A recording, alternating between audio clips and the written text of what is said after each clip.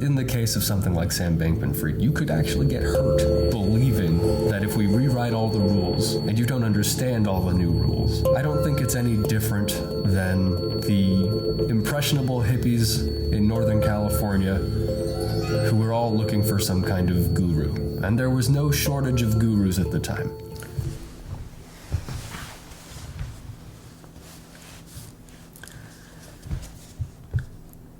If Charles Manson was alive today and was born in this era, I think he would be an influencer. If you know anything about Manson, he was hell-bent on becoming famous. He wanted to collaborate with the Beatles. He ended up working with the Beach Boys. He didn't attend the college, but he went to Berkeley and San Francisco during the Summer of Love with the intention of finding impressionable, easily manipulated people to follow him. And he found them, and he got them to do all kinds of crazy things. He started with drugs and silly games, role-playing stuff, and blurring the lines of things that you might think while you're on drugs or things that you will let yourself believe while you're play acting into the actual situation of your life. He was able to convince people or let people come to their own conclusions about what they should do with their life and what he wanted them to do. This is the culture we've created. We don't see a whole lot of cults in modern society, but in the 70s and 80s and 90s, we had a lot. There was Manson, Est, Heaven's Gate, could say Waco, Jonestown. Why don't we see them these days? Well, back then, there was a rejection of traditional society and traditional religion, and a lot of people trying to rewrite the way society was working because there were new things to try. With a culture that eggs people on and says, hey, all the rules are up for grabs right now, we can rewrite everything. Some people will say, yeah, okay, what do you want to try? I'll do anything. I'm open-minded. I just don't want to do whatever I was told to do before. And so there are some people who are shrewd and they say, oh, well, I have some ideas, and they're egotistical generally, and so they actually will come up with ways of living life. Right now, we're seeing something very similar. We are kind of lost, and rather than starting new religions, everybody is in the game of acquiring followers. Even me, even us right now, right here, we're trying to get followers because followers are a number. Followers are a currency. There's even counterfeit followers, and there's value ascribed to how many people will listen to you, your thoughts, and your way of looking at the world. So we don't have modern cults, but we do kind of have these cults of personality. What they're trying to do is rewrite the rules. They need your legitimacy. They need your vote of confidence. Why? Why is that valuable? Well, because we can get advertising dollars. Advertising dollars because we have eyeballs. You are a set of eyeballs, and you contribute to the legitimacy of the thing you follow. I have none. I'm just a person. You're just a person. But this is the value exchange.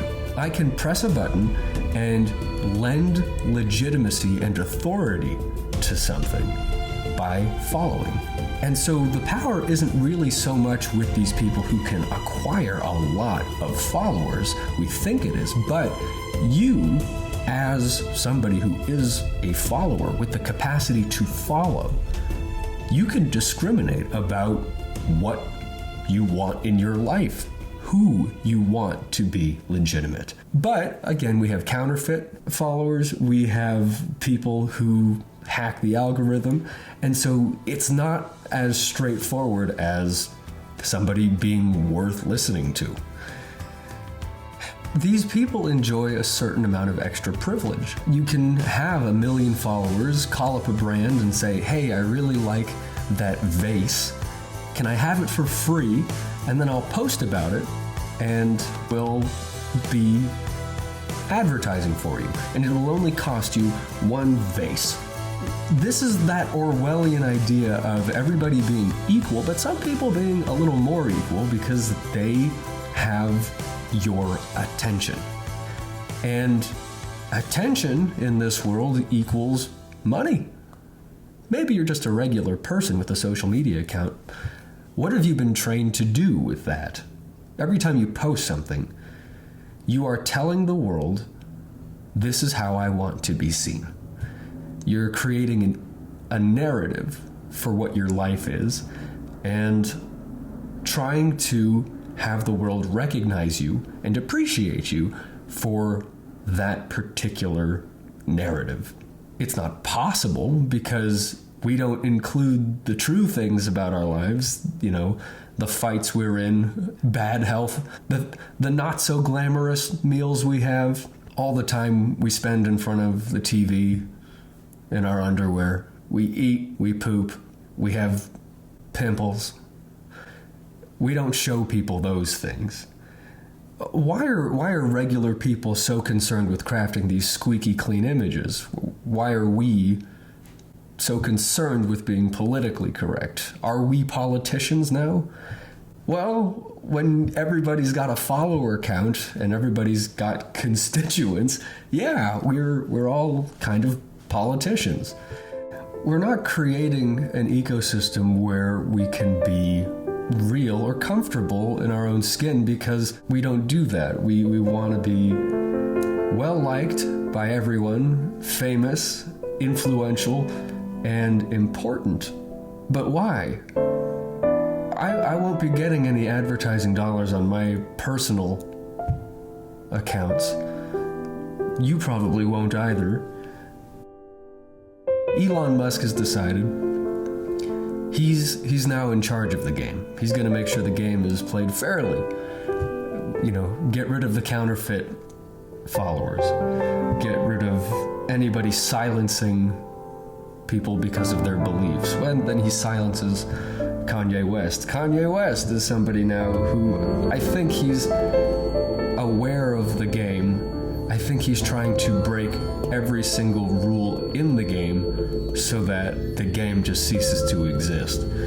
And so we might be seeing the end of social media, but what concerns me about it is that we keep falling for these con artist types.